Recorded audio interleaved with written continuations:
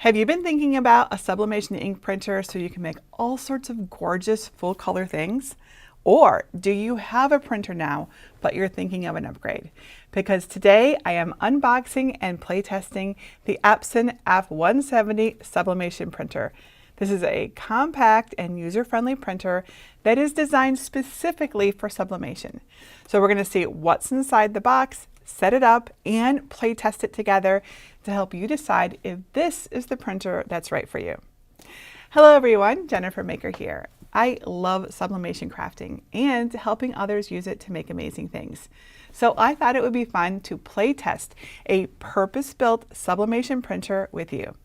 I bought this printer from my friends over at MakerFlow, who I have been recommending as the best source for this printer now for a couple of years. I purchased the Epson F170 Ultimate Kit from them, which you can see over at jennifermaker.com/makerflow. I put the link at the top of the screen here. And as I already have an Epson F170 printer, I will be giving away this printer and all of the things that came with it. Here are some, not all of them. It's a whole bunch. I'll be giving it away to someone who watched this video. So stay tuned to the end to learn how you might be able to win it all. And as a reminder, this video is not sponsored in any way. I buy everything myself and I never accept any money or products for anything I do, so I can remain entirely objective. This is super important to me. Those of you who've been watching my videos already know all this, but because we're talking about something that came from a company, I want you to know that. So I bought this and I'm going to give it away because I love to enable others to do what I love to do. And also, as this is a live video, you're going to see the whole process in a realistic light, for better or for worse. Honestly, you just never know what might happen. One time when I was setting up last year a laser cutter, I cut myself. I was careful not to show everybody the blood. However, things can still happen. And seeing the real thing be set up, I think can help both inform you so you know whether is this something I can do or not do, and also it portrays it in just it's more real, right? And I think sometimes it can also be entertaining. Sometimes. So if you prefer a nice and tidy edited video, I do have one of those already, and you can watch it over at jennifermaker.com/Epson SureColor Setup, or just Google it. There's a whole little video that shows you exactly what to do. And if you are new to the idea of sublimation, I want you to know that it is a really cool technique that allows you to transfer special ink to make vibrant, full-color designs on items like tumblers, mugs, t-shirts, tote bags, home decor. This is our photo. Can you see this? This is from us in Hawaii last year. And this is on a piece of acrylic that's lit up. It's so cool. And one of the best ways to do sublimation crafting is to use the special ink with a printer, right?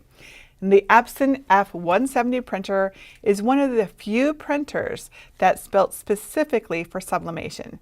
That means it comes with a warranty if something goes wrong, as well as support from Epson. This isn't something that you're going to get if you buy an Epson Eco Tank and simply fill it with sublimation ink, which I do, lots of us do, but not everyone is okay with that, right? And additionally, I spoke directly to Epson representatives a couple years ago, year and a half ago, and I asked them what made the F170 better than the Eco Tank. And they told me it has more nozzles.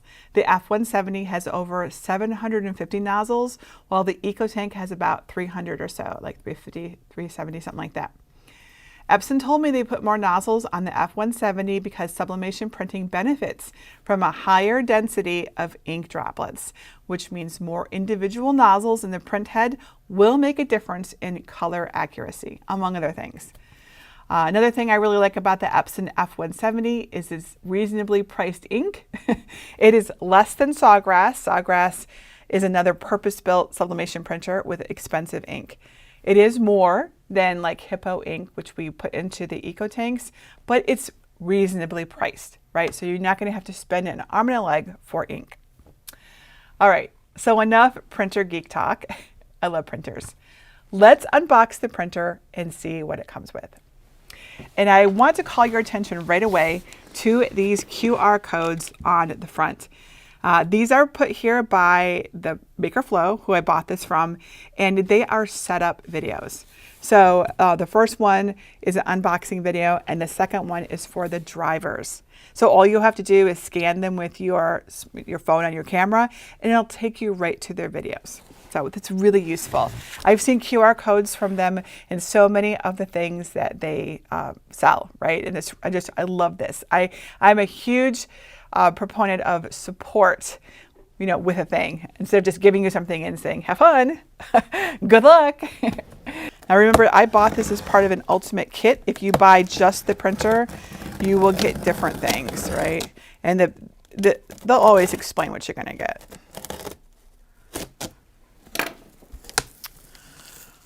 So this should be just the printer, as far as I know. I haven't opened it up. While I have unboxed an F170 before, this will be the second one. All right, so inside the box we have the Start Here guide, very important. Set that aside. We have a bag for transporting it, which I will be using because I'm going to be giving this to someone. All right, and then in here, let's see, what's in this box here?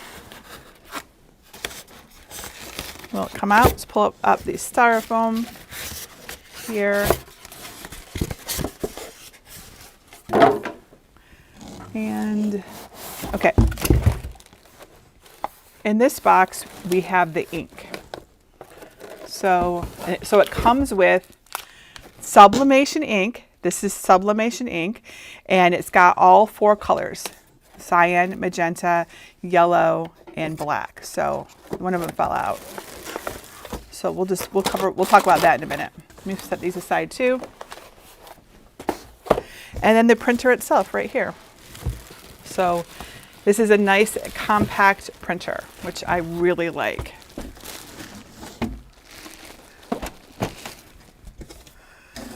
All right.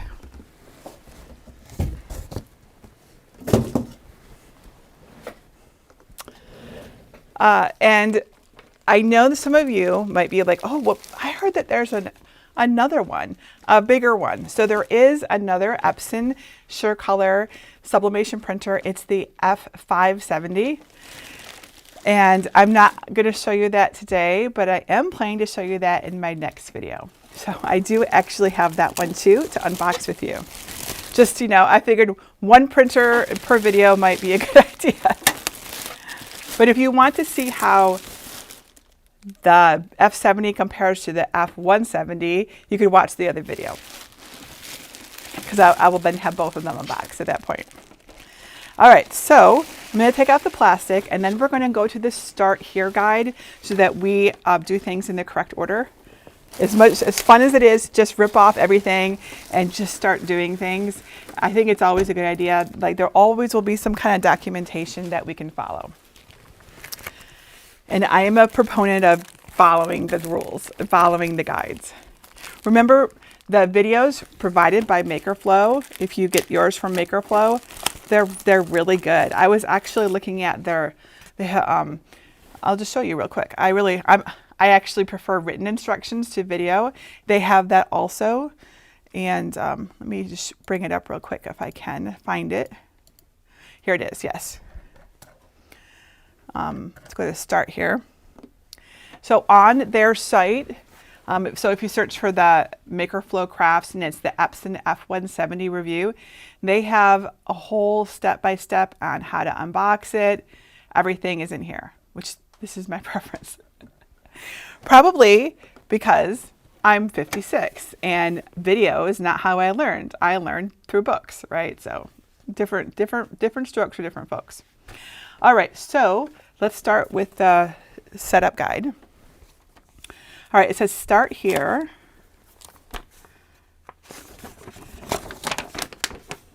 All right, a whole bunch of stuff. Don't open the ink bottles until you're ready. All sorts of disclaimers right here. Always read those. Don't connect the USB cable unless instructed to do so. Okay, got it. We will follow the instructions. A whole bunch of things here they want us to do. To begin, remove all the protective materials. So that was the plastic bag, but it's also these pieces of tape. So let's take off all of the tape. There's quite a bit here. So there's this blue tape on the sides. Let's take that off. Is there some here on the front? So there is a piece of tape. It was like this, and I am carefully, it's covering some electronics here. I'm just going to carefully peel that off. There we go. So it all came off just like that. All right, and the lid does lift up so that you're not confused by that. That's exactly what's supposed to happen. And then we have some more here on the back. All right, so I saw someone say in chat, getting started in sublimation is more expensive. Oh, it's pricey. So it doesn't have to be at all. You can actually get started for a lot less. You don't have to have the fancy printer. You don't have to have the fancy anything at all. You can start very simply with a small press that gets hot enough, and you don't even have to have a printer. You can have prints made, or you can use something like infusible ink or sublimation pens, like markers, pens and markers, or paint. There's a lot of ways to actually start that does not require investment in all the things. So keep that in mind. I have videos on that. In fact, I have a video coming up on how to sublimate without a printer. But we're talking about a printer today. All right, so I have everything off. Step number 2 is to refer to the color-coded sticker to identify the color of each tank. This is important. So the tank is actually right here, okay? So this matters because I can't tell you how many times I have heard people say, oops, I accidentally put the wrong color of ink in my tank. So pay extra attention to the colors, all right? If you put the wrong color in, it's not the end of the world. It's not, you know, everything is fixable, but it'll be some extra steps. So that's probably, I'm sure that's why this is in here. Okay, they want us to shake the ink bottle 15 times. All right, let's take a look. I'm gonna close this so we can actually look at the ink then. Now, if you have ever had an Epson Eco Tank, the ink that comes in the Eco Tank box is not sublimation ink, right? You have to buy different ink. But the ink that comes in the SureColor box is Epson SureColor ink. So this is the right stuff. It doesn't say sublimation ink on it, and I know that that can be confusing, but it's the right stuff. All right, so let's cut open these bags, and we're going to shake them like they've asked us to. We're going to start with the black ink, okay?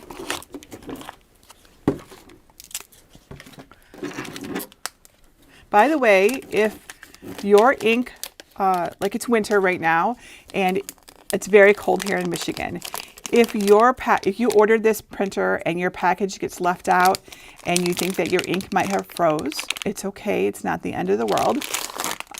It's, you know, you haven't ruined your printer. You just want to make sure that you keep your ink at room temperature for like at least 4 hours before you do this step, okay? All right, so we're going to shake it for 15 times. Okay, I think that was 15.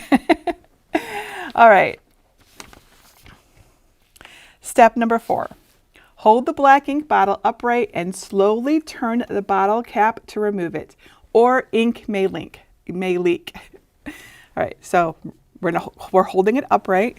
I'll show you this view. We're gonna hold it upright, right? And we're gonna slowly turn it. It squeaked a little bit. All right, we have removed the cap. And this is what it looks like under that cap. This here, this unusual shape here is going to fit right into your printer, which is pretty cool. All right, so use the ink bottles included with the printer to set up the product. Part of the ink will be used to charge the print head. These bottles may print fewer pages compared with replacement ink bottles. So let's see if the size of these is on here.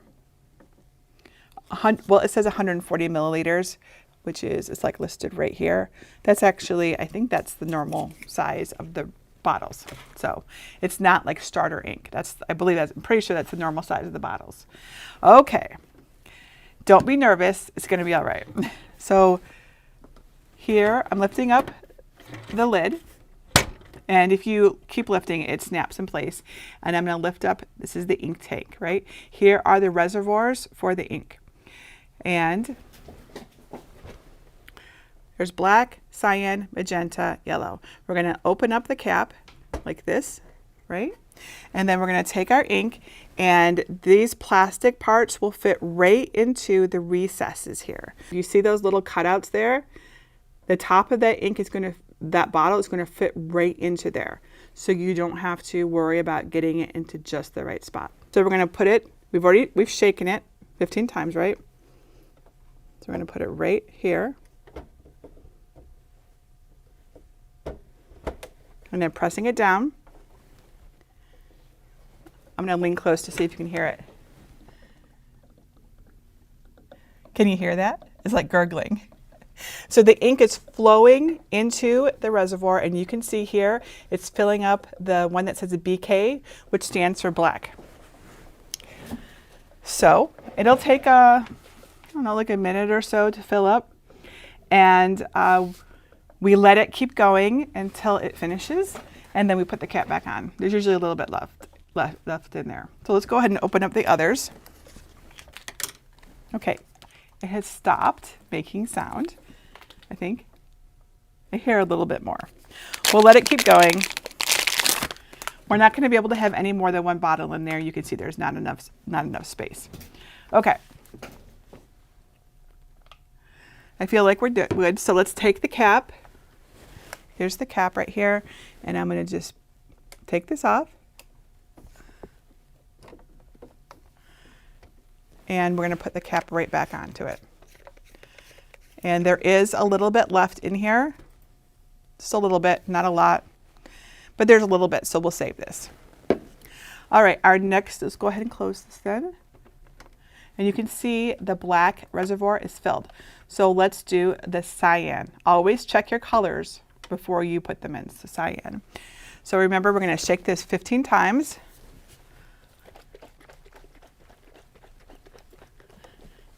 Okay, and take off the cap and put it onto our tank. There we go. All right, does anyone have any questions for me while we're doing this? Kathy asks if it can overflow. So the way that these are designed, it's got like a way to stop that. So I have not known these ever to overflow. I have heard occasionally of people saying that they have a leak in their reservoir from a defective printer, but it's really rare. I have never had a leak. I've never had it overflow. So I don't think you have to worry about that. Let's see here. Cheryl says the windows to see the ink levels on my Epson are covered with the color, so I can't tell how much ink is in there. Does anyone know what to do? So yeah, if you go through your settings, you know, if you go right into your driver settings, essentially, the Epsons, it depends on your printer, right? But it'll tell you the ink levels right in there. Okay, it sounds like the blue is done. I don't hear any more gurgling. So let's take this off. Well, you know something, this bottle doesn't feel, let's just make sure. Did it fill up? It did fill up. So you can tell by this window here. So it just feels more full. Well, I know why it does. These bottles are all the same size, right? But that black reservoir is much larger. So it's going to seem like you have more ink left in your colors because you do. Okay, let's close cyan. Next is magenta. So we'll shake that 15 times approximately. I don't know that it really has to be exact. Perhaps Epson would say it needs to be, but whatever. And there we go. Okay. All right. Yes, Chris says you can check your ink levels on the screen. Correct. Somewhere in your printer settings, there will be a way for you. It's like a maintenance. Usually it'll tell you ink levels. Yes. Twilight Tammy says, can you use the rest of the bottle later? Yes, totally you can. Now, sublimation ink, like all ink, has an expiration date. Usually it's printed on the side.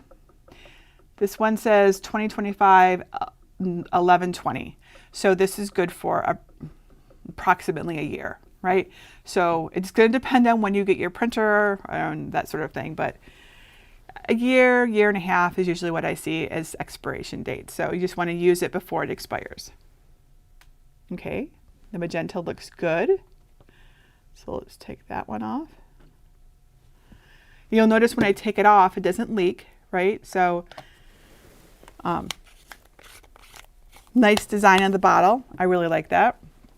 All right, and then our last one is yellow. Shake it 15 times. Okay. Makes a little squeak noise. That's funny. And put it in. There we go. I always wait to listen for that gurgling sound that confirms to me that I've done it right.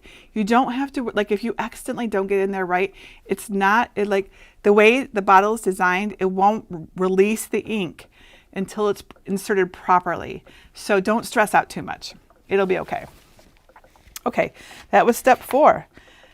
Step 5, it wants us to make sure that our ink has gone to the upper line. So you can see the yellow is filling up and all of our other colors are now up to that upper line. So just double check that your ink actually filled.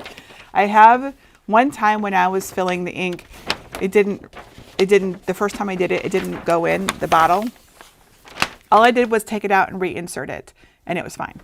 It was just like not quite right that first time. All right. I feel like I'm looking at a map. Look at this. This is the quick start guide. Okay, step 6. I did step 6. We did step 6. That's filling the ink. We've done step 6. All right, and 7 and 9. We just did all those steps. It's basically explaining how the ink fills. That's all it is. All right, step number 10 is to close the ink tank cover. All right, so let's take off our yellow. Put the cap back on. All right, so we're going to close the cover. Wait, don't forget this blue part there. These are the caps. And then close the cover. Now we have filled our Epson F170 with ink. Okay, the next step is to connect the power cord to the back of the printer and to an outlet. All right, so give me a moment. I'm going to set our ink over here out of our way. And we're going to connect it to, hey Greg, can you help me find a cable? Thank you. I'm going to clean up while we're working on that.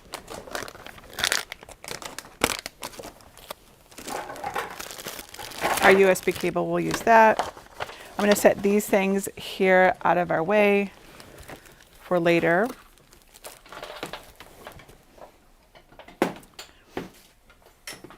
I'm plugging in the power cord. You want me to use that? I can't show that.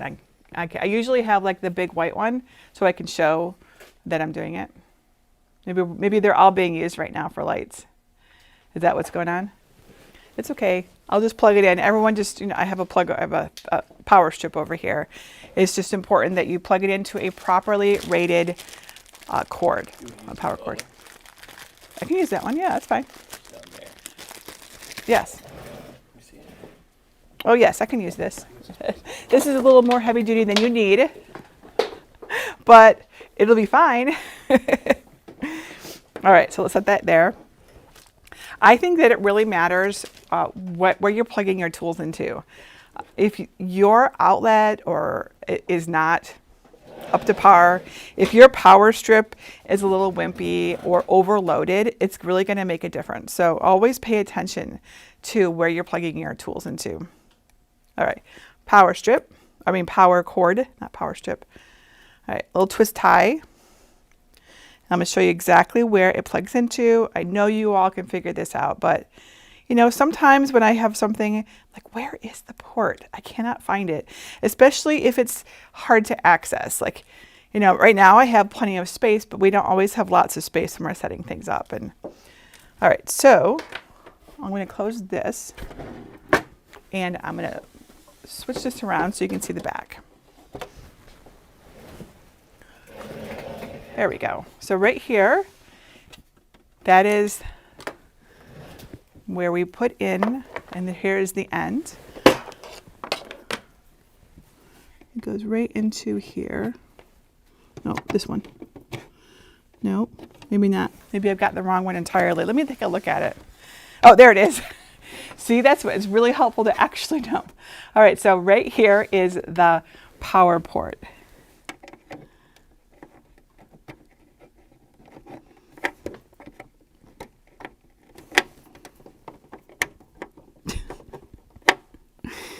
Let's just flip it over. Maybe that'll make a difference. Or maybe it helps if I look at it while I'm doing it. Or not. There we go. All right, I got it in. I think it seems loose. Maybe it needs to, maybe tighter. There we go. Okay, it's in there. It was like too loose the first time. All right, it's plugged it on one end, and then on the other end, I'm going to plug it in, right? So it does not have to be a 3-prong power extension cord like I have here. This is what we have right now. Okay, we have it plugged in. Our next step is to turn it on. We're going to turn it on next. All right, so let's flip it around. And it says to raise the control panel. This is the control panel and it flips up and down, so it's easier to see if you need that. And it says to hold down the power button, which is right here. This is the power button. We're going to hold this down. So it says raise the control panel and then hold down the power button until the power light turns on.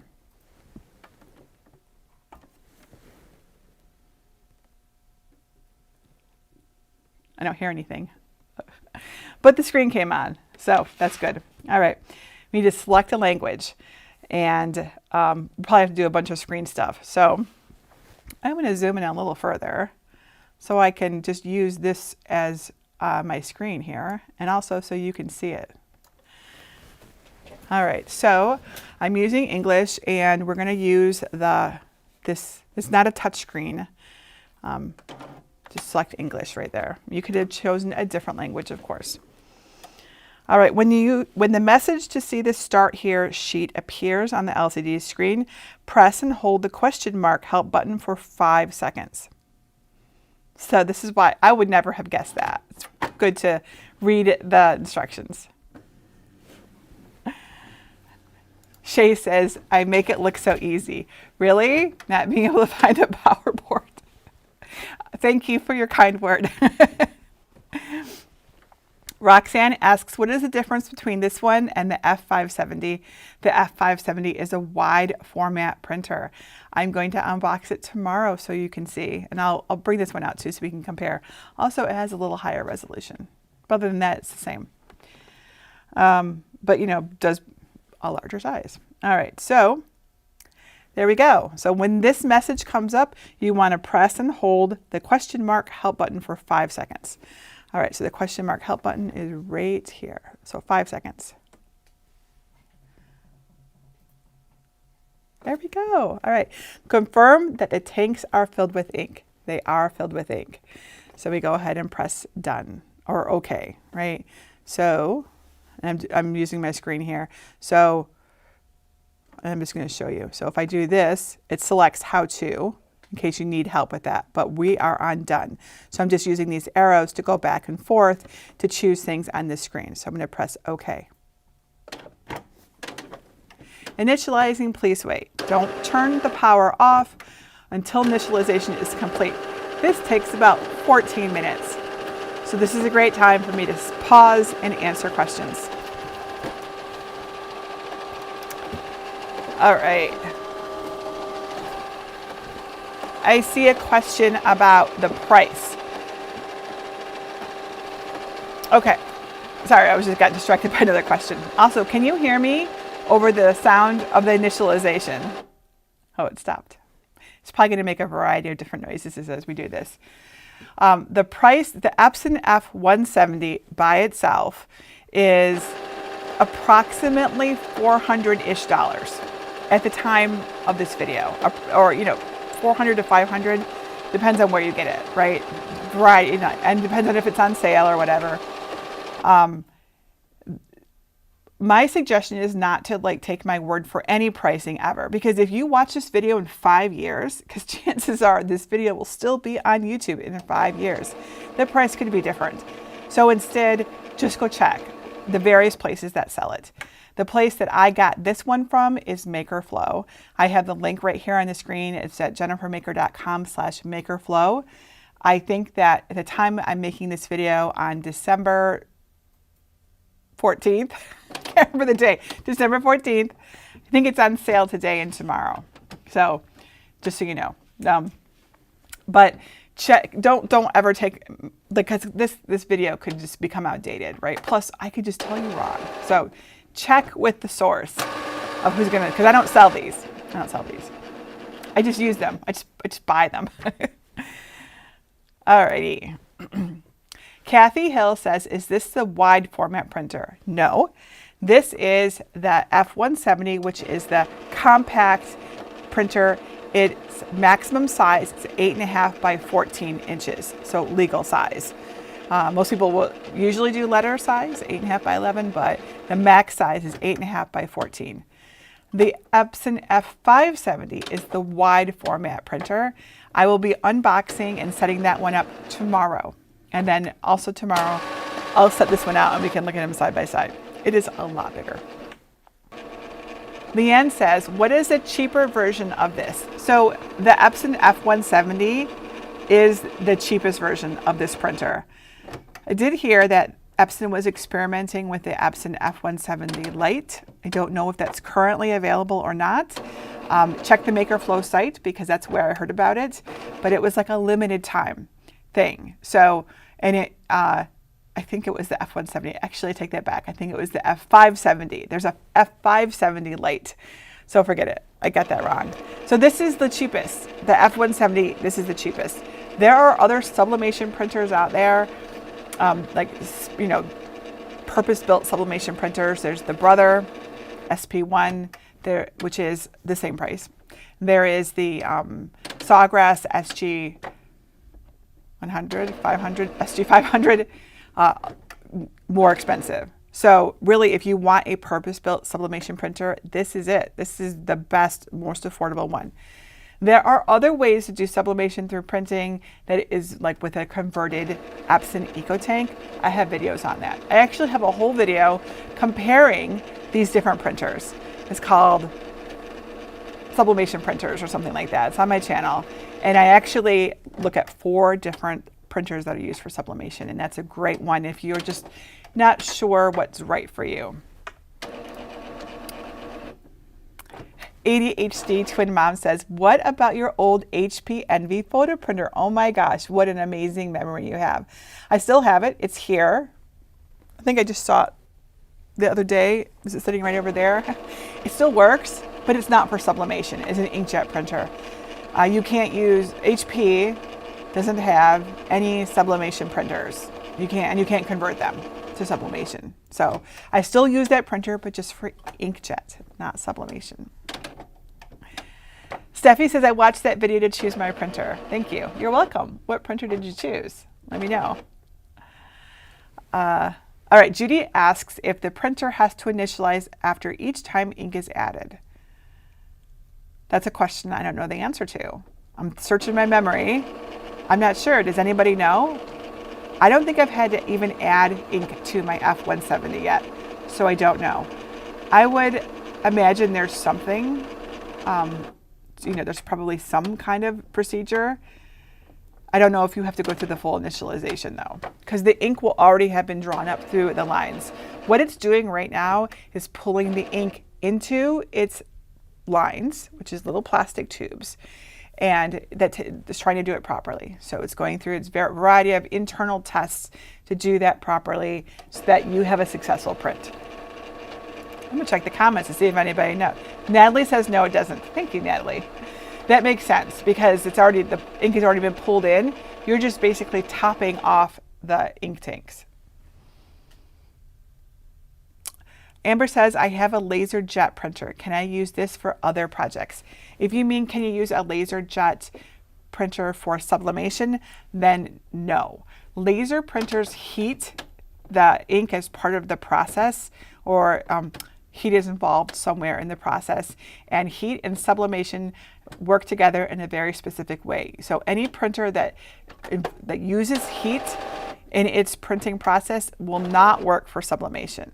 The only printer that isn't a sublimation printer that can be used for sublimation is the Epson EcoTank. Pretty much all of those can be converted to sublimation simply by putting sublimation ink into them. Because they don't heat. There's no heat is not involved in the printing process. Sue asks if sublimation is the same as infusible ink. So infusible ink is a form of sublimation ink. Infusible ink is Cricut's term for sublimation ink, and it refers to it's just, they basically, instead of saying sublimation, they said infusible ink, right? So it's a kind of sublimation ink. It's not necessarily different. It's just, in one case, it's been pre-printed for you onto a transfer sheet, and in other cases, it's in a pen and a marker. Excuse me. I need some water. This is sublimated. This is one of the first things I sublimated ever. This is infusible ink, and I must have done this like 4 or 5 years ago. Infusible ink is cool because you don't need a printer for it. So, you know, you can't make make photos like this. No, it won't let you do that, but you can still make really cool designs. Sue Ellen says, will you show where in the settings we can set up the maintenance program? Does this printer clog? How often do I need to print? Those are very good questions. So there is no auto maintenance for the Epson F170 the way there is for the Sawgrass. Okay, that's important to understand. So that just because this is a dedicated sublimation printer doesn't mean that it has auto features to help keep it unclogged. That is a Sawgrass specific thing. I also asked the Epson representatives about that, like, why don't you have that? And they said, basically, point blank, they said that wastes a massive amount of ink and we don't want to do that to our customers. I'm like, okay, that's fair. So what that means is there's not any auto, basically all that happens is that it just like, it pushes ink through and it deposits it into its like maintenance tank. I believe it's what's happening on the Sawgrass. So that's not happening on the Epson. So you need to print to your Epson F170 at least once a week. This is important. So it's like the Epson EcoTank in that regard. You need to be printing to it once a week. So there's no auto maintenance features on this. You must print once a week. And unfortunately, the Epson F170 is not compatible with the Epson Connect feature that allows you to send an email to print. So the EcoTanks are, so you can actually set up an email that will send a page to your printer once a week.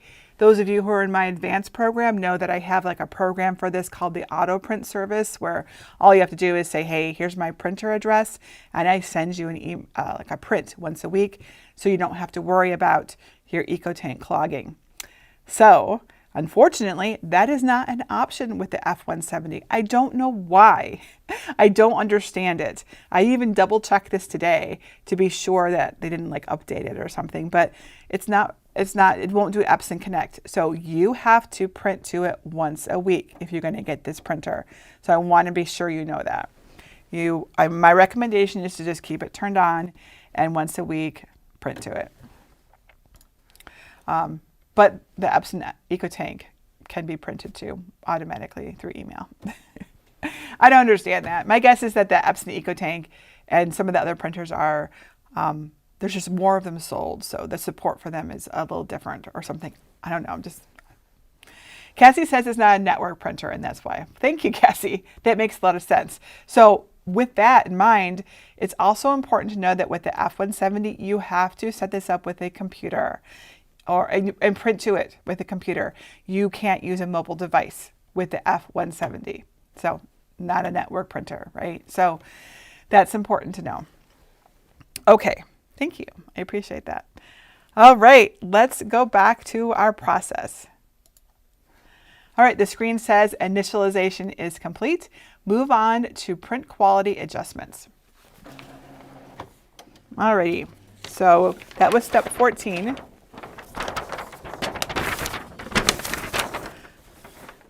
Here is our quick start guide. We're on step 15.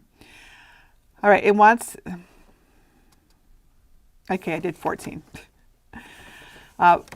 15 was about charging your ink, which we just did. Step 16 is when charging ink is complete, the print quality adjustment screen appears on the LCD screen. Follow the on-screen instructions to adjust the print quality. When the paper loading message appears on the LCD screen, see section 2. And then it just says to see the user's guide for information about loading capacity and available paper types and sizes. All right, so I'm just going to double check that. I think that if you buy just the printer, there is some paper in it. Like if you get it from MakerFlow, there should be some sublimation paper in it.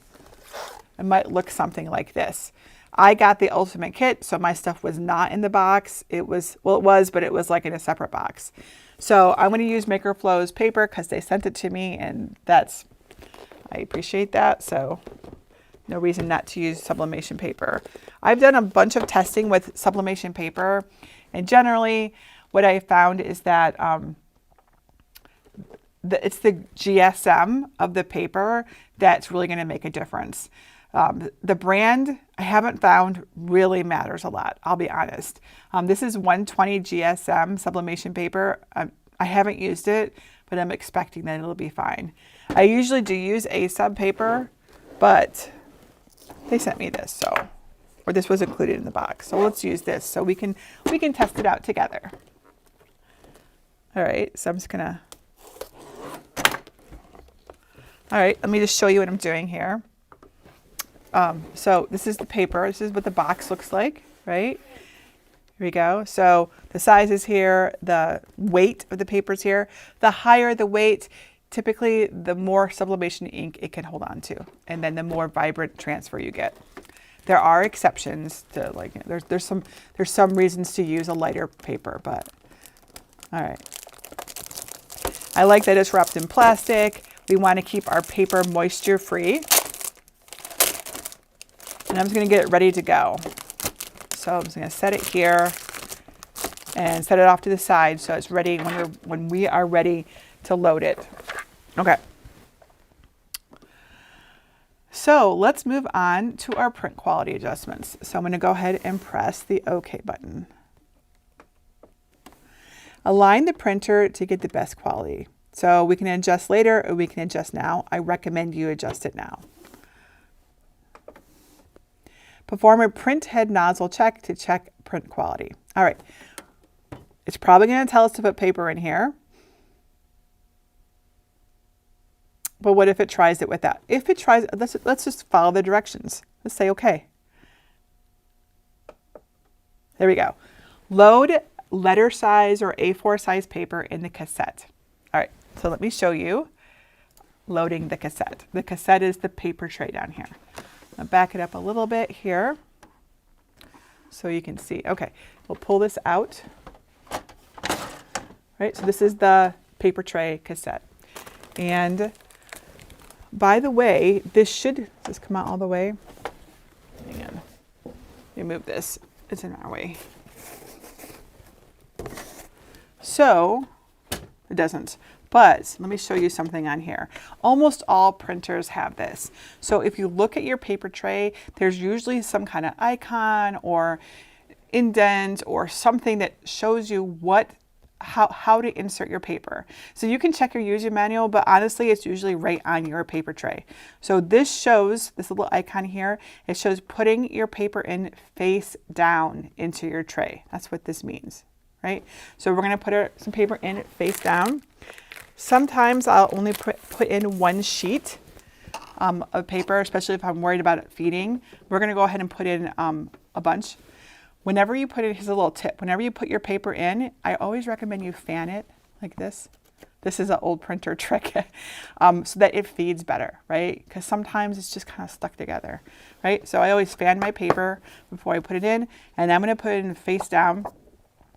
The Maker Flow paper, this is pretty cool. So this is the right side, this is the face side, this is the back side, and it's got their logo on the back. Not all sublimation paper has a logo on the back, so it's not always quite so clear, but this one does. A-Sub does. There's another one, I think it might even be Epson's brand. No, I don't know. There's another one I use, and it had like a notch in the corner. I can't remember whose that was. I didn't like that one as much because I had to remember what notch was going to which corner. But this one is good. So we're going to put this in face down, okay? You want to make sure it goes all the way in, which is not currently. Oh, this has to be opened. So there should be a little pinch right here to pull it open like this. So see here, I'm just going to pinch that because otherwise it doesn't move. So you pinch this to open it up.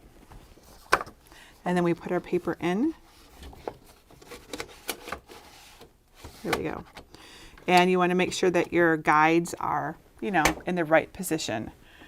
This doesn't fit anything more than 8.5 by 14. All right, so let's close it up. There we go. So we put our paper in. Next step is, okay, we put it in, so now we can confirm that we've done it. All right, so now it's going to print.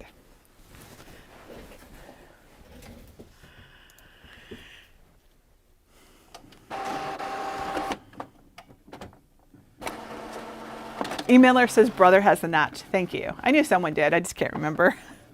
I really have a lot of sublimation printers. Sometimes it's confusing, but it's cool because I can see like a bigger picture of them, right? Okay. So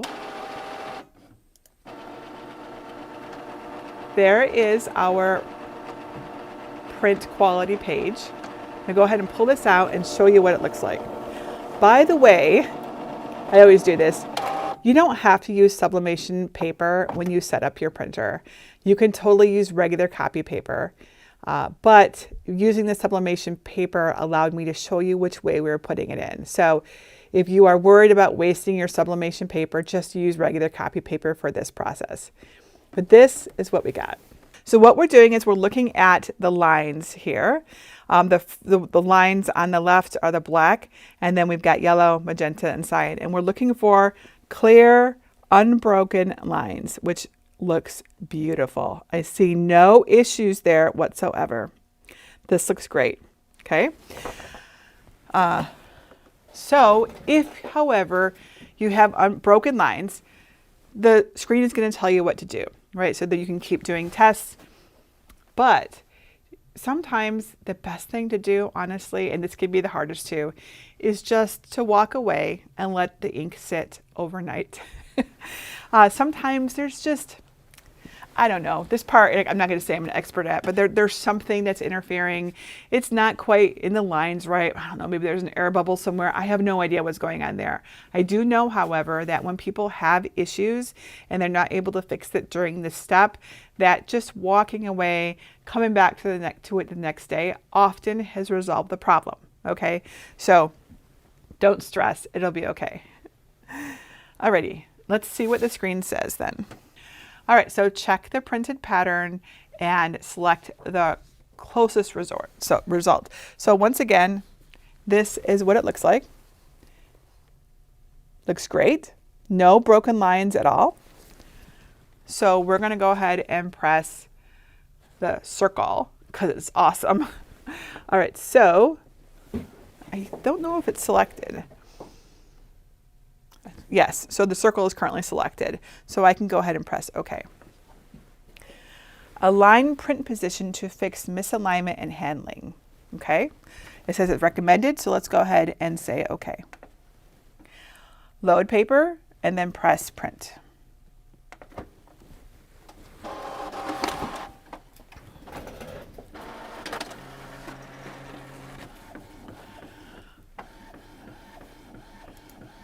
And let's watch it print.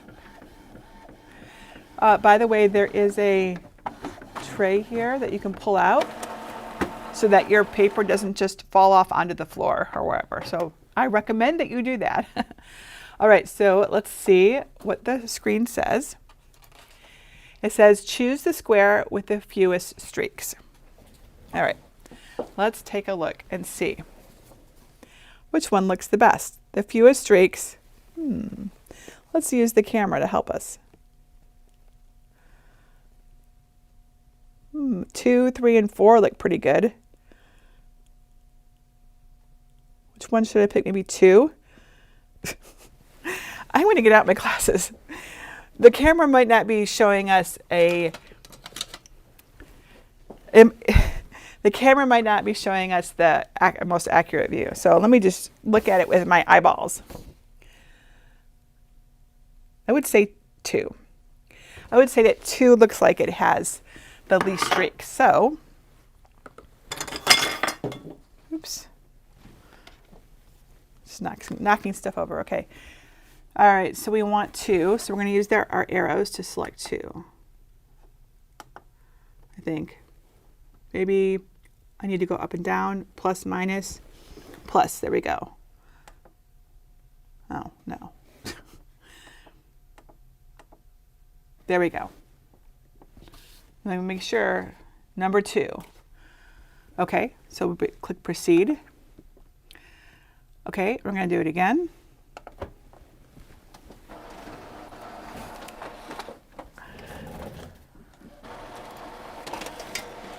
Thank you all for setting this up with me. Thank you, Gina. I like my glasses too, the Christmas glasses, see? I got them for Maker Academy weekend, but they're really good. They're totally magnifying glasses. Alrighty, here. So let's see what this one says. This says choose the rectangles that are not separated or overlapped. This screen, here we go. Choose the ones that are not separated or overlapped. So when we're looking at the alignment, and to me, that looks like oh, it's upside down.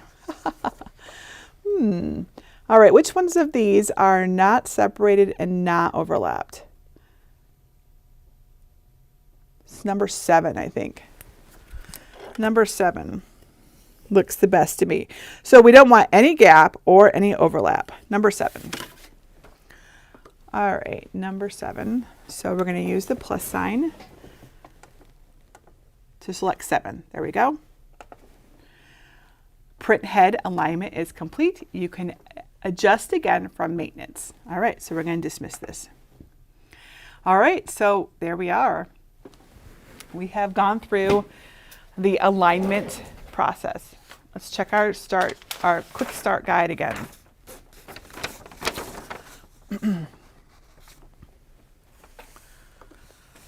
All right, so we're up to section 3 here.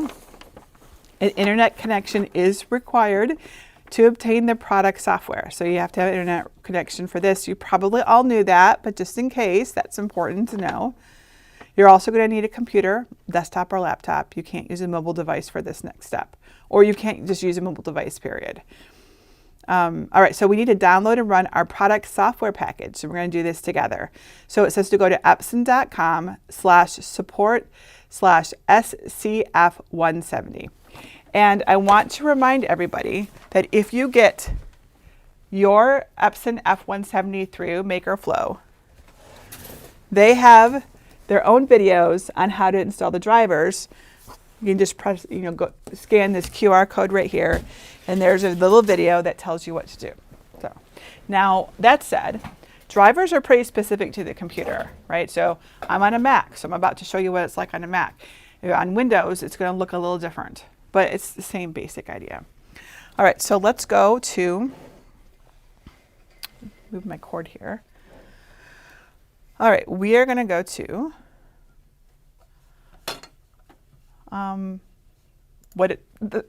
the link it told me to go to. Let's see if I remember it. Epson.com/support. No, I don't remember. It is F170.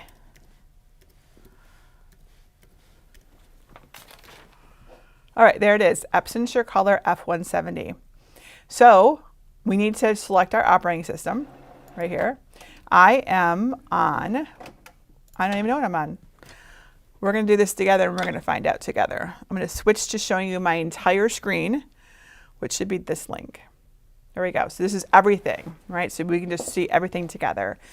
All right, so I'm on a Mac, so I'm going to check under my Apple logo for those of you who are on Macs and don't remember about this Mac. I am on Ventura 13.5, so I have OS 13.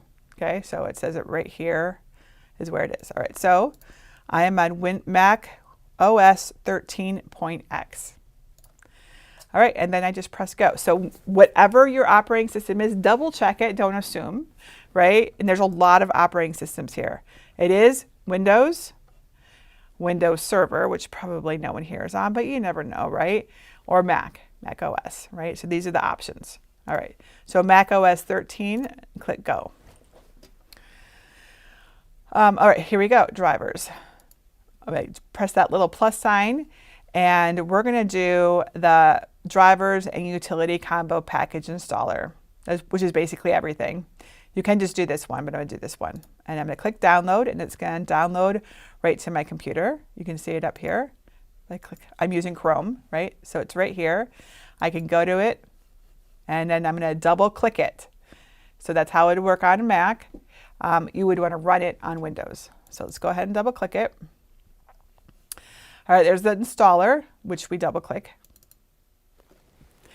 It'll ask you if you want to open it because it's from the internet. Depending on your security settings, you might have to actually go into your settings to give it permission, but I have mine set properly. But if you see something that says it cannot open it, go into your settings and give it permission to open files like this, okay? That can sometimes trip people up when they're installing their software on the Mac. And by the way, if you want to see how it's installed on Windows, in my setup video, the one that's shorter, I actually show that. And I think it's also shown in the other video from MakerFlow. All right, so let's go ahead and say open. It's checking for updates.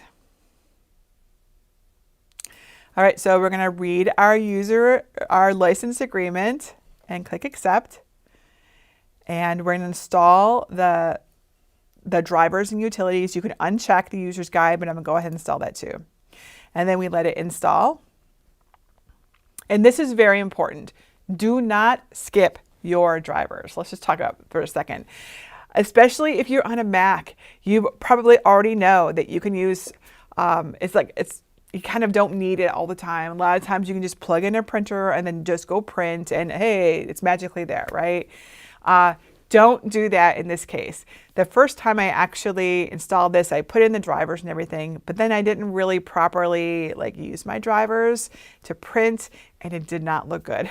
So install your drivers, absolutely 100%. If you want to make the most of this printer, you need your drivers installed and then actually use them, which means selecting the printer, the drivers that got installed. Okay, back to our screen. I have to put in my password. I guess I'll just put I have no idea if it's going to show. It might, but we're just not going to do that on screen. All right. All right, so it's installing it onto my computer right now. It may take a while. In my experience, it doesn't, but it's I think it's actually, It's doing some downloading from the internet right now too, so don't let that surprise you. But depending on how fast, how much memory you have in your computer, this is what will determine how long this takes, generally speaking. Does anybody have any questions while we're waiting for this to finish up? About, I see you guys are talking about drivers and clogs.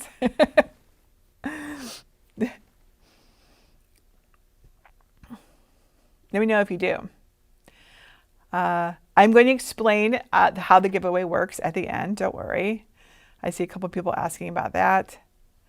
You can always, if like you're busy, you can always watch the replay. So you just want to do it before the giveaway ends. That's all. All right. So it tells us to turn on our printer. Make sure your printer is turned on and click continue to proceed. It is turned on. So we click continue. For first time setup, you will need to fill the ink tanks. We already have done all of this. So we're going to click the checkbox to confirm that the ink is charged, which it is, and then click continue.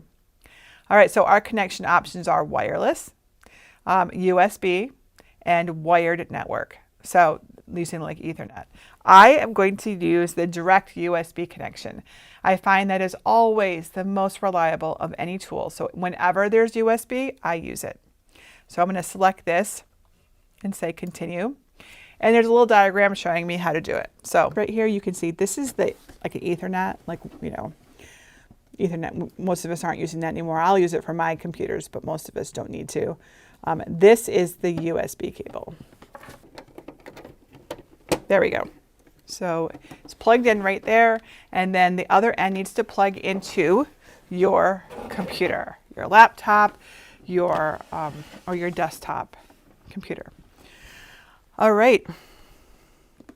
It detected automatically that I inserted my USB cable into my computer because I'm using the same computer that I'm broadcasting this video on to set up this printer, right? That you see this here. So it knows, and it knows the software is installed. So it says success, you've installed your software. Please register it.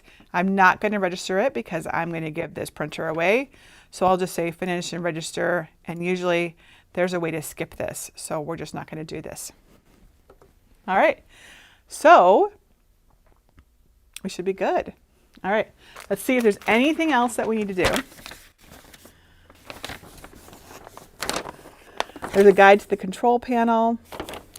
Let's look at the control panel briefly so we can see all the things it does. Turn this around.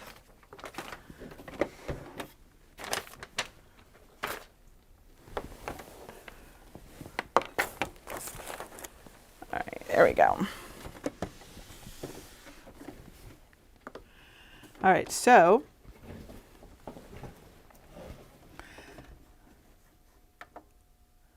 there we go. All I did was I woke it up, right? It was turned on and just the screen had gone to sleep. So on the control panel, this is the power button, and this will display the home screen. So if I press that, it'll go back home if you're somewhere else. The question mark button right here will display helpful tips. If you need help, if you get stuck or something. If you're printing and need to stop things, you can press the stop button, which is right here. There's a triangle with a circle through it. And the return button, this one right here with the sort of circly arrow, it cancels or returns to the previous menu. So like a cancel button when you're working through the menus. These arrow keys help you choose things, the different menus, the different options, and the OK button is how you select things, right? Because this isn't a touch screen, right? This is not a touch screen, so you're using this panel. The plus and the minus sign right here increase or decrease numbers of things, right, as you need to. This is a apply command. That's sort of a circle arrow. So when you find the setting that you want, you click apply, and then this square on its side, the diamond with the exclamation point starts the operation you selected. Okay, so if you need to use that for anything. And that's basically it. So I believe that now we could try printing something and seeing how it does. So like I said, it's really important that we print using the installed driver that we just installed. That was my mistake the very first time I got my first Epson. As I recall, what I did was I was working with PDFs back then because I was still learning, and I printed right from like the PDF. I think I actually printed right from preview. I literally said print, and it just printed, and it kind of bypassed a lot of stuff that it shouldn't have bypassed, and I just was too new to like realize it. But I saw the result, and I'm like, well, this doesn't look very good. And I'm like, oh, I think I just basically circumvented the driver. So we don't want to do that, because the driver essentially has, for those who understand this, the ICC profile built into it. So the driver knows the ink that was installed into your printer, and it knows the right settings to get the best results. So this is important. It's especially important with the F170 and 570, right? With this particular printer. So let's try printing something and let's see how we do. So I am going to go into Google Docs, and I'm going to switch my screen. Okay, I showed you this earlier. This is an ornament that I made that's got like my cat Butterscotch and Santa looking at him. I've got it all ready to go. I just brought the images into Google Docs because it's free and easy. So we're going to just print from here. So we're going to go to File and Print like this. And we'll get a screen that looks something like this. Your screen might look different, okay? If you're on a different OS or a different operating system, or even a different version of the operating system. All right, so this is the test. Is it going to show up in our printers? So, well, actually, what I recommend we do is use the system dialog instead. Let's do that. Let's just forget it. We're not going to worry about any of these settings right now. And we're going to do print using system dialog. That will always give us the most options and the best control. So let's just press this. And can you see that? Yes. Okay. So we need to see if our printer is here. And I do not see it here. So this happens often to me. I'll install a printer. You can see all of my Epson EcoTanks here. Oh, I'm sorry. It's right here. Okay. Here it is. I just missed it. Epson SC-F100. So this is the printer that we just installed. So you want to select it. That's really important, okay? All right, other things that we want to do is make sure we have the right size, paper size, and installed, which we do. Our orientation is correct. We are going to, under Layout, we're going to flip horizontally because we are going to mirror it, right? So whenever we do sublimation, we mirror it because we flip our page over onto our blank. So flip horizontally means to mirror. And then we also want to pay attention to the quality of our print. We want good quality. It'll be under one of these. We don't want scale to fit paper size. If you have that selected, you will get weird sizing. So make sure scale to fit is turned off generally, because otherwise it'll just drive you nuts. Nothing will ever seem right. You'll size it on screen, but it prints out weird. Print settings here. There we go. So your screen is probably going to look different. Every computer, every operating system, every version is a little different. But we want media type. We're going to make a rigid. These are the two options that we have: rigid or textile. Textile meaning it's flexible like a t-shirt. Rigid meaning it's flat, you know, or rigid. That doesn't flex at all. So we're going to say rigid, and then our print quality will be fine. I always recommend that you do a higher print quality when you do your sublimation prints, because they will just look better. You'll always be happier. You won't get weird, strange lines. If ever you do print something and you're seeing like lines going through it, or it just doesn't seem vibrant as you would expect, or anything is funky about it, make sure your print quality is set to the best that it can be. So in this case, it's fine. I do want you to note that it says mirror image here. So we're going to go ahead and keep this here, and we're going to go back and turn off this one. Because if you have it flip horizontally in one spot and mirrored in another spot, it's going to cancel each other out, right? All right, so let's always do a review of your settings. We've got the right printer selected. We have flip horizontally is turned off because under print settings, we have mirror image selected, and then we have our print quality on the best. Okay, so this looks good to me, and I can tell from these settings that I'm using the driver, so that's good. So let's go ahead, and I'm going to position the printer so that you can watch it print. All right, let's put it right here, and we'll back out a little bit.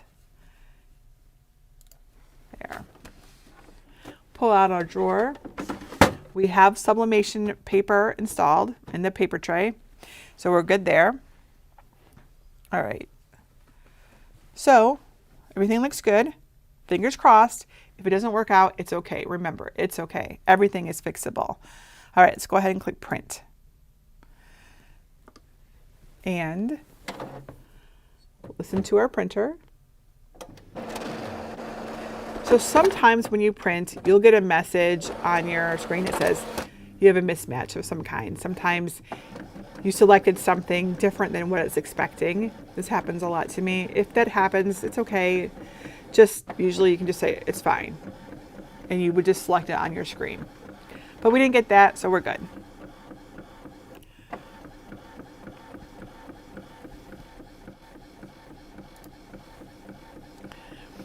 Stephanie asks if there's a printer that can switch back and forth between sublimation and regular ink. No, there is not anything like that, because it's pulling the ink right through its lines. It's not going to be able to like flush that out and then put the regular. You wouldn't even want that. It would be so fussy.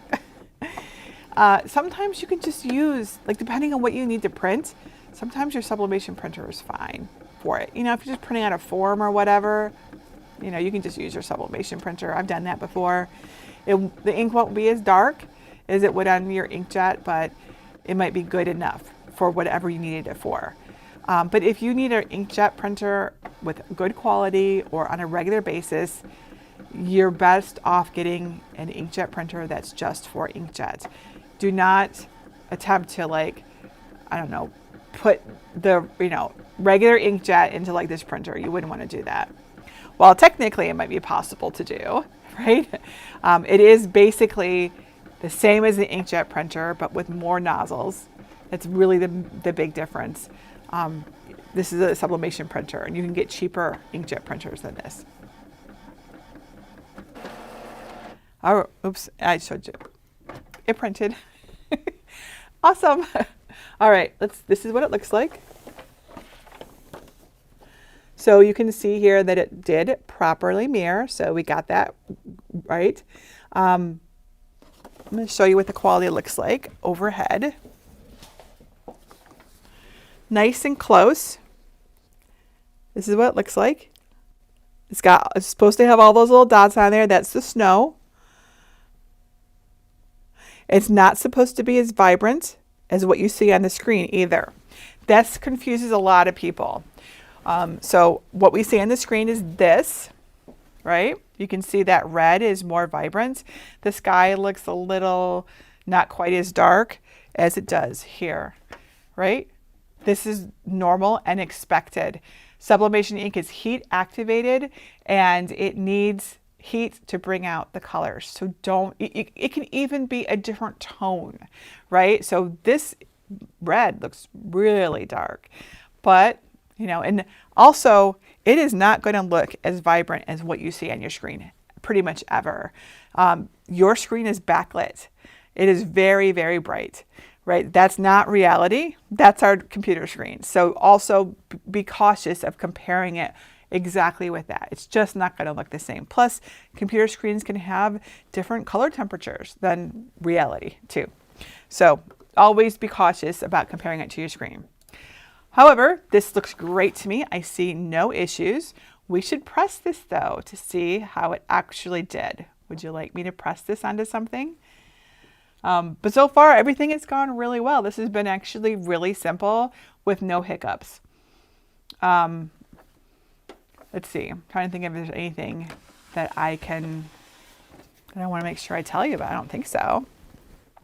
Juniper's Garden says, "Is that your kitty?" It is. This is our cat Butterscotch. He's a rescue orange tabby cat. Basic. He's awesome. We love our cat. Okay, yes, you would like to see me do that. Okay, so as I mentioned, I got the MakerFlow F170 Ultimate Kit, right? The link is here at the top of the screen of the exact bundle that I purchased so that you know. So it didn't just come with the printer, it actually came with a whole bunch of stuff. All of this stuff, paper, tape, and an oven, and this Sublimation mini kit. So let me show you, there's some blanks in here. So this is really useful. So inside this kit here are all kinds of blanks. There's even instructions on how to use them, right? Right here, this QR code. There are gloves. We'll take those out. There's ornaments. So I'm going to use these ornaments here. There's a whole bunch of really cool stuff in here. So this came with my bundle, but you can also buy just this mini kit. So I like these little tools here. This is useful. And some tape. All sorts of things in here. Also, this tells us the exact temperatures and times to use. All right, so let's get this out. And also in the bundle is a mini heat press. So let's use that. It's perfect for this. And I have not used these things before. So we're playtesting this as well. So this is a small heat press. This is really cool. The Cricut used to make a small one. I have it. I still use it a lot. They don't make it anymore. I don't know why, because it's really cool. And I keep wanting to tell everybody about it, but you can't buy it anymore. So here it is. This one is just 7 by 5 inches. I actually prefer smaller things. All the big stuff just takes up so much space. So user manual. Looks like we have some little DTF designs here that we could transfer. That's cool. They gave us some free designs. All right. And here is probably a bag to hold it. And the press itself.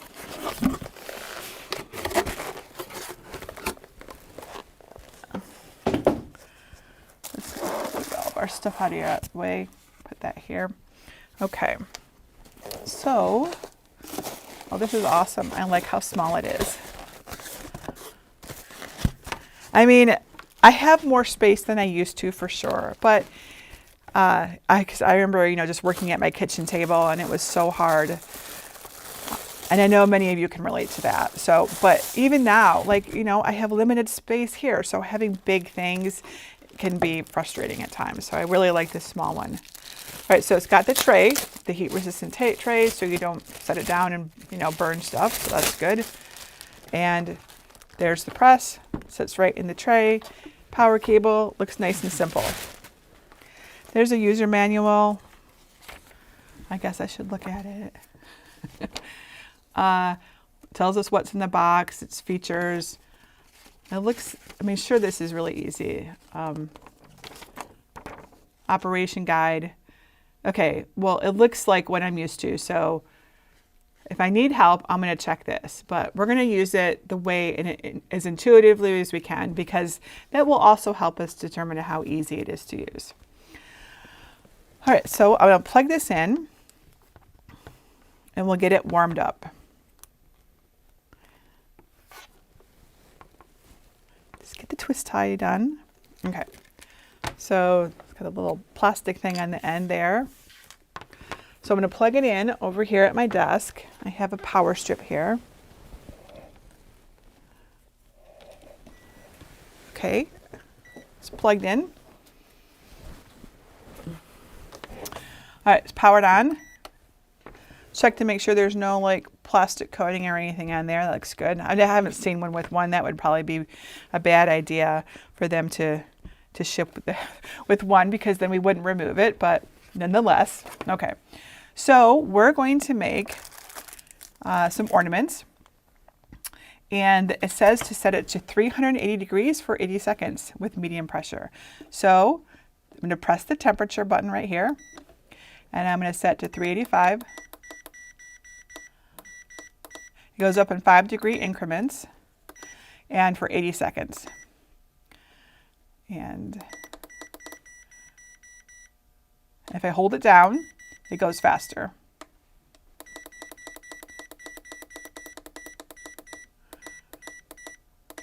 What did I say, 80?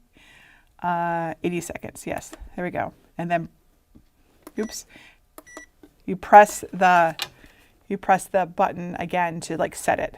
So we set it to 380 degrees Fahrenheit for 80 seconds. Now, for anyone who's new to sublimation, the way sublimation works is that it takes your printed sheet, so in our case, our ornament that we're going to press, and we're actually going to heat it up, and you need to get it really hot. The temperature, the sublimation temperature is generally between 350 degrees Fahrenheit to 400 degrees Fahrenheit. That's the range at which the ink will activate and sublimate, meaning it goes from a solid to a gas, like directly. It doesn't go from a solid to a liquid to a gas. It goes right to a gas.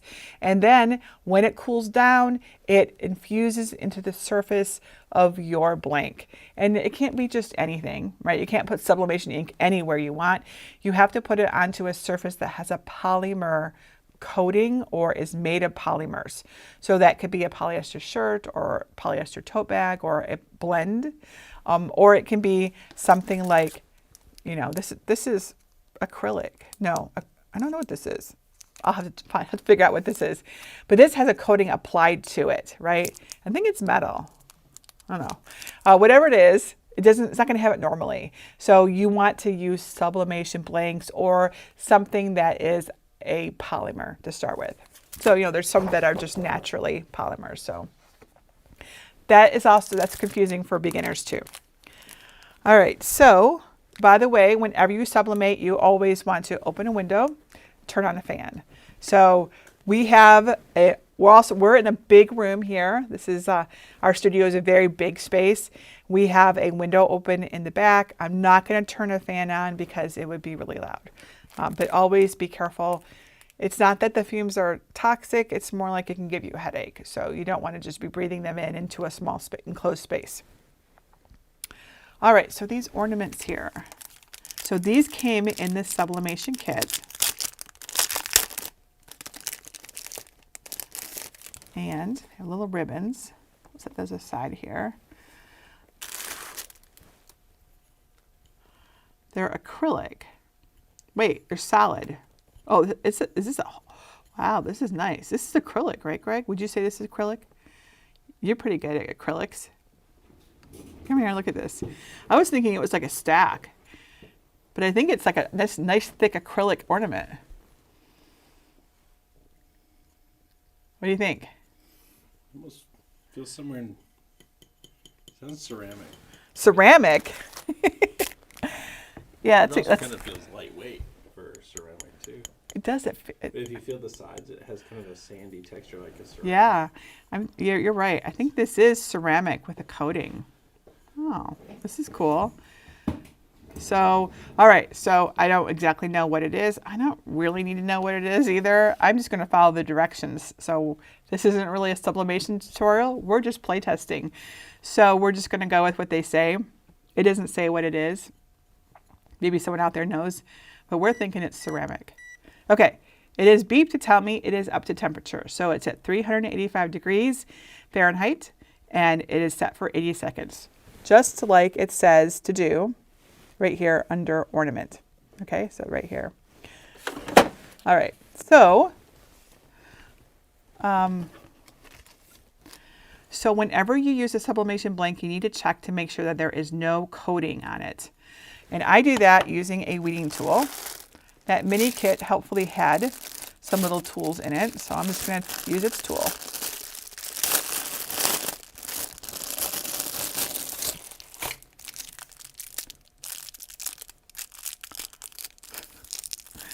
Wrong end. There we go.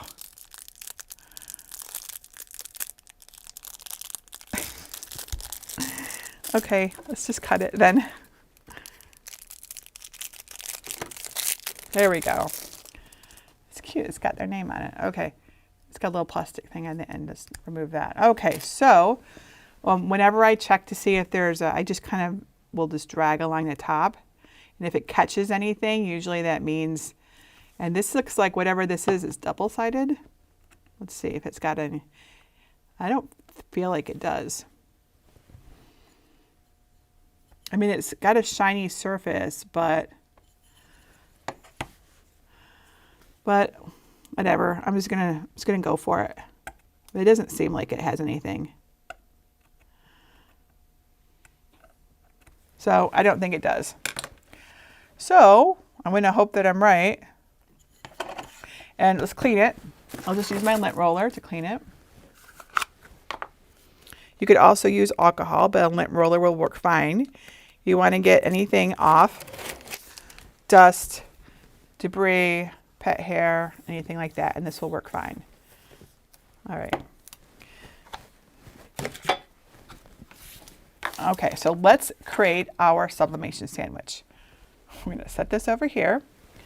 I'm going to get out my pressing mat.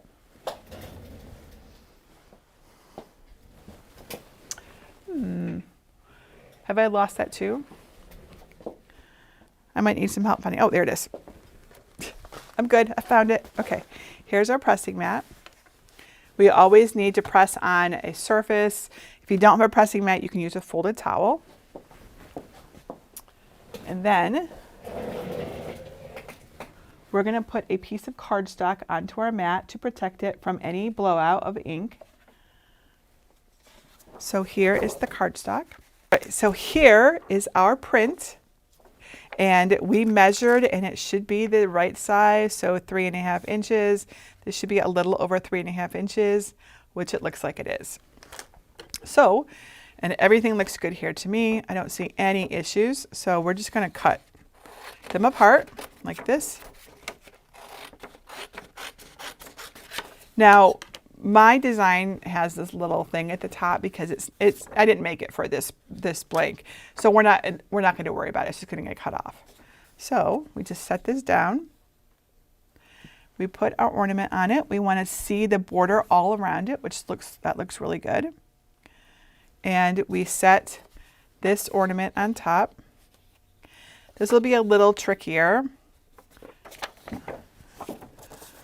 because it's harder to see. I think what I'll do is, thinking what the best way. Where's my tape? So the sublimation kit came with tape, but I've got tape over here, and I'm just going to use this tape here because I got it right here. All right.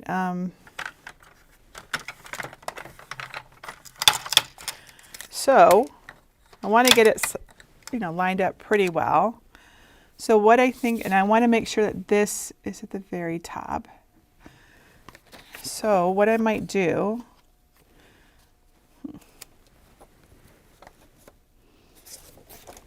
is kind of cheat and do this. Let's see if this will work. Kind of make a sandwich. Okay, so I'm not going to keep that tape there. What I'm going to do is just keep it like it's in position though, right?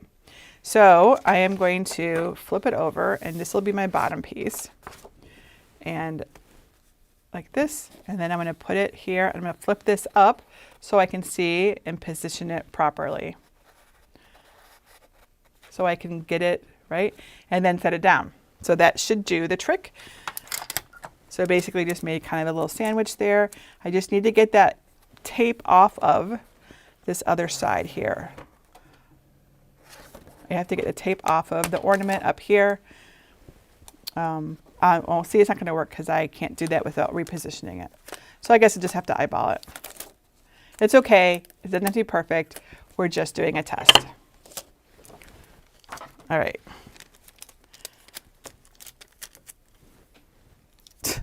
Tape stuck to my fingers. Okay. So let's set this here. Oh, I have an idea. if we can get these two lined up, I can see through the paper well enough. That'll work.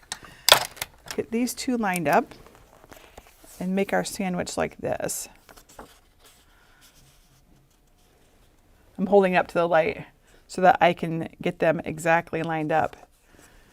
In fact, I'm going to use my computer screen to make sure that they're lined up. That looks pretty good. And then tape it right up here like this. There. So there we go. Now they're exactly aligned. And if I position this one should be in the right spot. All right, now I'm going to tape everything.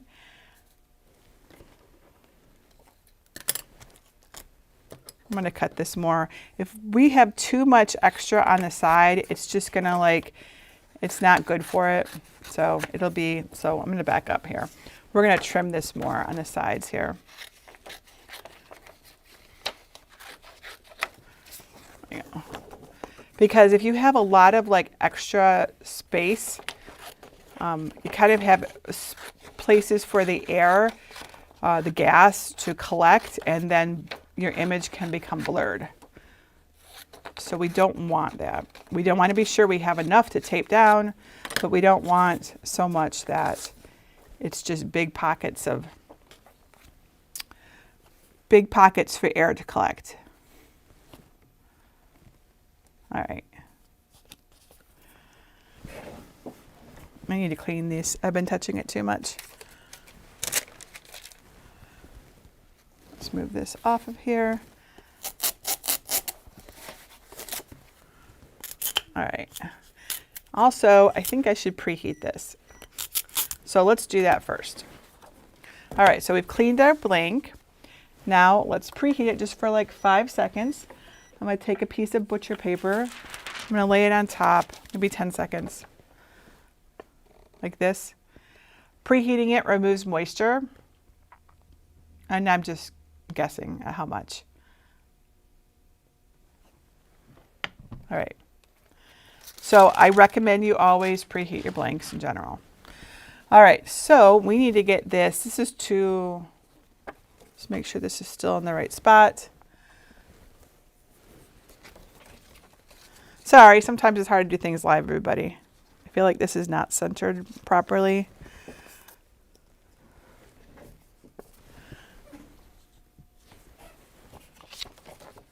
It looks really close, but not, whatever.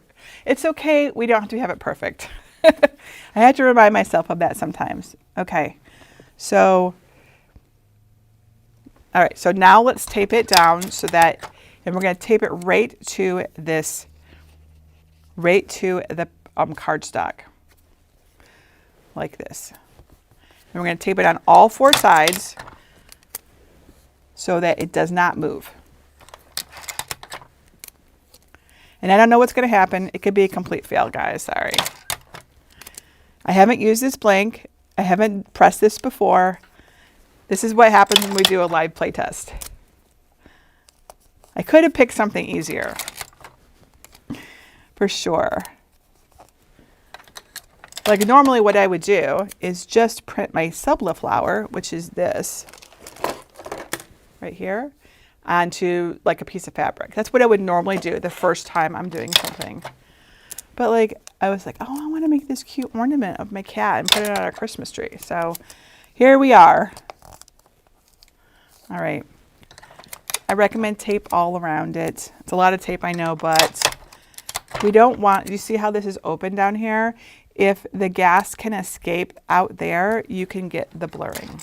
So, all right.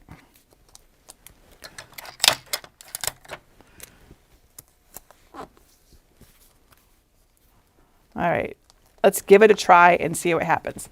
By the way, if there was a coating on this that I couldn't remove, it should still be salvageable. So it's okay. Remember, everything is fixable. All right, so again, we need to press for 80. So here it is, ornament for 380 degrees Fahrenheit for 80 seconds with medium pressure. Okay, so let's give it a try and see what happens. All right, so we're just going to press it straight down onto our project. Like this, medium pressure, so I'm pressing on it. I'm going to press start. You don't want to move it around or anything when you're doing it. You just want to hold it in place.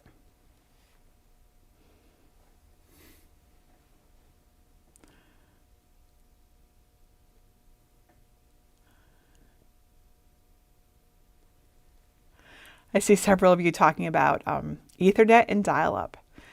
And Donna says, you can never forget the sound of trying to dial up to AOL. That is correct. That is ingrained in my head. I not only was an AOL user, is that what we called ourselves back then? Member? I don't remember. I actually worked for America Online. That was my first big job. I was an online coordinator for America Online, and I started teaching people back. That's when I started teaching people online, and I would teach their employees and volunteers and the employees of remote companies that had like sites on there, how to use the software, not how to use AOL, how to use like the editing tools to create sites on AOL. So that was and I was like in my late 20s, I think. All right. Okay, so it's beeping 3 times. So we're gonna lift straight up and press it back in the cradle. And I forgot to put my butcher paper on, I see. You should have had a piece of butcher paper on over your paper, which I didn't do. It doesn't look like the ink blew out, however. So thankfully, I mean, I taped it really well here, but so you should put a piece of butcher paper over it. And it's really only to protect your press in case there is blowout during the process. I feel like if I had to have missed one, I would much rather have missed the piece of butcher paper over it than this piece, because when I make a mistake, I tend to this is the one I mess up, and I get a sublimation ink on my pressing pad here. All right, so you want to let it cool down for like at least 10 to 15 seconds, because the sublimation ink got so hot it turned into a gas, and now it's cooling and solidifying. And as it does that, it should be going into the surface of the ornament, right? But if you like peel it off right away because you're impatient and you want to see what it looks like, you can actually cause it to blur and create you'll get like a fuzzy, or what we call ghosting, kind of looks like a double image, that sort of thing. So you want to give it some time and wear your gloves, because it'll be hot.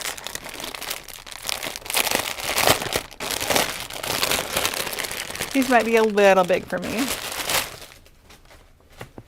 Oh, it's a glove. It's one glove.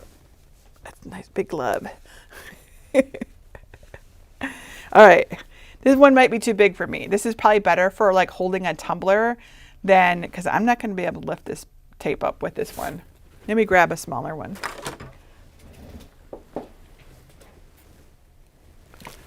I've got one back here. Here we go. Even the littler ones it can be hard to get the tape off these.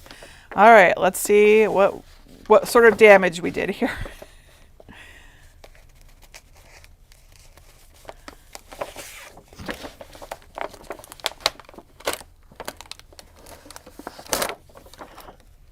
It's hot. Well, it's certainly transferred. All right, this is our result. Hold this up so you can see it. This is what it looks like. It's pretty good. It's still a little bit warm. This side I can see it got some ghosting on. Do you see here at the bottom, the blurring here? That's my fault. I kind of see it, in fact, all around here. This other side looks better though. This side looks perfect. This side looks a little messed up. It also looks, the color is off a little bit. Like it's also it looks a little bit brown. Like maybe I did it for a little longer than I needed to. I'm just guessing. Who knows? But it's still cute. And that's like one of the things about doing this, is that we can sit here and critique it a lot, but it's a super adorable. I would be happy to put this on my tree. It's not perfect, no, but the question now is, and this is going to be a tougher question, is the problem me and trying to do something unusual with, using a brand new blank, or is it the printer, right? So like it all kind of seems a little bit, it looks good, but it definitely has like a vintage look to it that I don't see in the original. Like the red is it's all a little browner, you know what I mean? So I'm looking at my screen. Now, again, it's hard to compare it to the screen. Here's the screen again so that you can see, right? That's the image, the original image. Honestly, I don't know. This looks, this is what it looks like. It looks a little bit too dark to me.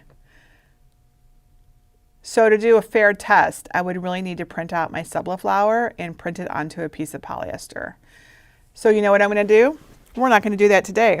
We're going to do that tomorrow. So tomorrow I am going to unbox the F570.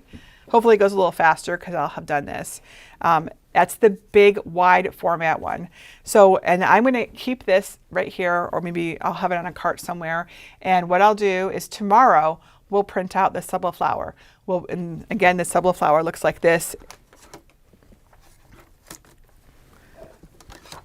Looks like this, right? This is the correct color for it. I will print it out on both of them so we can compare them too, and then we can compare it to this. This is the Epson Eco Tank. I printed out a bunch of these. So that will be a useful test. So, but we got it set up. It is working. The question now is my color right? And I need to do more tests. And this is important for you too, to understand.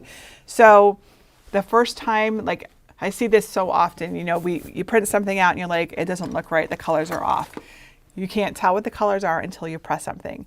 And then you might be like me, be like, oh, I want to make this thing. I want to make a tumbler. I want to make it whatever. And you like skip to that step rather than pulling back and doing a basic test with just a color wheel, which is all this is, and on a simple piece of polyester. And so, I mean, if everything is awesome out of the gate, you don't have to. But if anything seems off, that's what you want to do. You want to print out your color wheel onto a piece of 100% polyester because that's where you will see the truest color. So that's what we'll do tomorrow when we do the Epson 570. And I'll print it on both the 170 and the F70 570 so that we can see it. All right. But I'm not keeping this printer, remember? I am going to give it away, and I'm going to give away all the things that came along with it too. So that is the printer, the mini kit with all of the blanks. There's like 10 tumblers. There's sublimation pens, sublimation pencils. What's left of the ink, you can have that too. This mini press, right? Mini press. And then there's also a sublimation oven, which is really big, or it's in a big box right now. I don't know, where's our oven, Greg? Sure, bring it over here. This is it's in the shot here. It's wrapped though. He wrapped it for us. You can still bring it over. Thank you. And I'm going to give all these things away. I bought them from MakerFlow, and I want someone who watched our video to have it. So the way it's going to work is there's a giveaway form, and you need to enter that giveaway. I'm going to put it up on the screen right now. Yeah, you can bring it over. Set it right here. Thank you. Oh, and it also comes with one more thing, a copy of the Sublimation cookbook. Okay, so that's that'll be included as well, the digital copy, which is best because the digital copy stays up to date.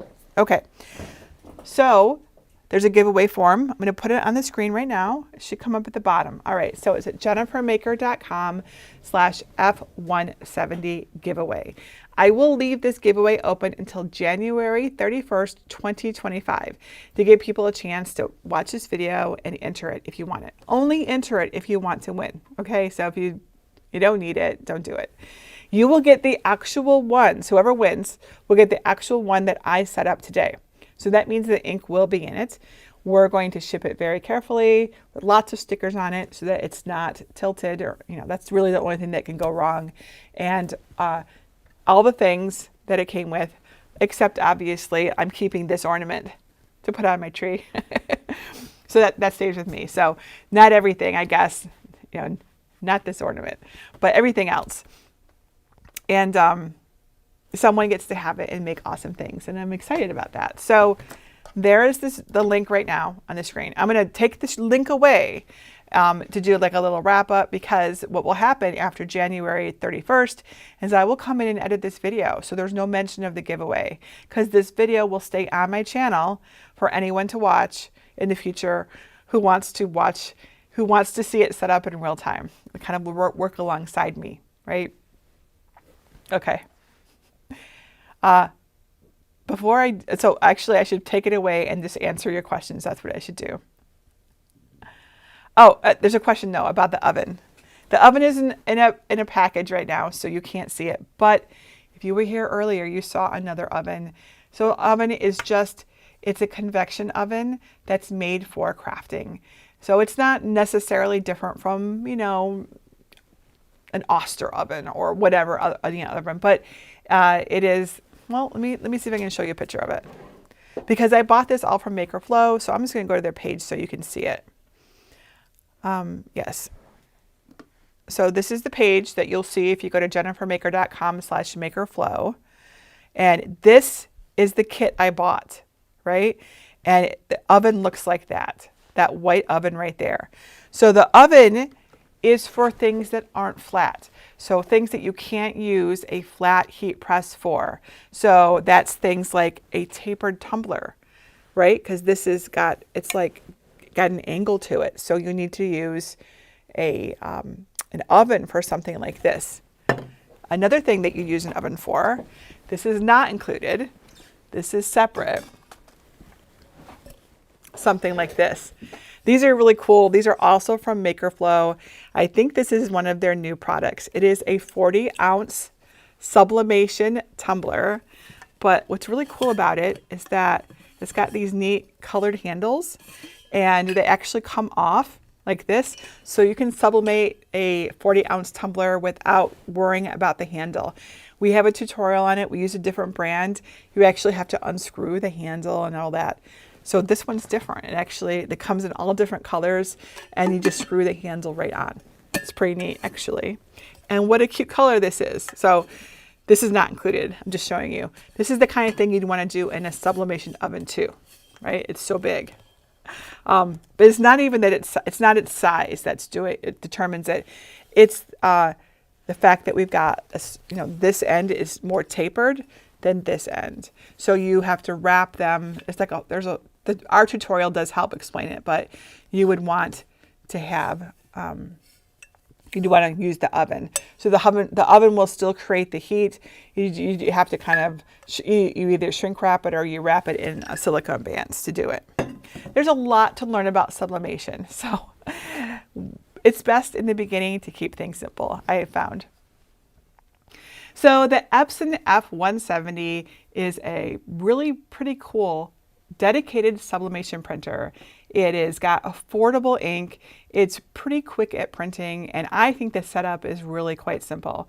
If you don't want to worry about the Epson EcoTank and putting non-supported ink into it, the F170 is a really good option. And of all the sublimation printers out there, I think it's one of the most affordable options. Remember that this Epson SureColor comes in a larger, wider format version called the Epson F570. I will be doing an unboxing and playtest of that in my next video tomorrow if you want to see. And I will keep this one out so we can compare it too. So that we can compare the two printers and you can see the size difference because it's pretty different. This is a nice compact printer that will fit in most spaces. I can't say that's true of the F570, but the F570 does go bigger. And now I know a lot of people will ask me, do I need the wider format one? Or is this good enough? Honestly, me personally, I prefer to use the smaller printers and then just combine my prints together. I don't really like using the really big printers. They just take up so much space. But if you're doing projects that are large, you might prefer to have a larger size. keep in mind, there's a larger price tag that goes along with it too. This one is definitely more affordable. Okay, so keep that in mind. And then as far as, those are most of the pros. So the pros are, it's a pretty affordable printer for being a dedicated sublimation printer. The ink is affordable compared to like the Sawgrass, and it's pretty quick at printing. Not that I think that's a big deal, but still, maybe it matters to you. The downsides are that the resolution is a little smaller than the Epson EcoTank. However, it has not been an issue for me. Your mileage may vary, but generally I haven't had any issues with that. You cannot use Epson Connect to schedule emails to it, so you'll need to print to it once a week because there's no auto maintenance. You can't use mobile devices with it, and its size is limited to printing up to legal size, right? So if you need something bigger, you're going to want to go up to the 570 instead. And I think that's mostly it. I think I got most all the pros and cons there. I think it's a pretty cool printer, and most of the people that have gotten it are really happy with it. I think the biggest reason to get the Epson 170 or 570 versus an Epson EcoTank is because you get to have a warranty and you get support. You're not like going outside of the rules and putting in a different ink than what's called for. So everyone is different. What might be important to you. So you decide what's right for you. I think it's a cool printer though. So remember, if you're interested in getting it, there are many places to get it. One place you can get it is Amazon. It's not sold on Amazon. I struggled for quite a while to find a reliable source. I was trying to, I think I got my very first one on eBay. That's how bad it was. So it was really hard in the beginning to source these. The best source that I have found for the Epson 170 and 570 is MakerFlow. I found them a couple years ago, and I've been sending people to them with great results. In fact, I don't think I even found them. I think my community found them and told me about it. So MakerFlow is a great company, excellent customer support, and I highly recommend them for getting this printer. And I have a setup video if you would like something shorter. And so does MakerFlow. And there's many other setup videos on YouTube as well, so you don't have to use mine. And if you want the Subliflower to help test, you can get this for free. It's at jennifermaker.com/Subliflower.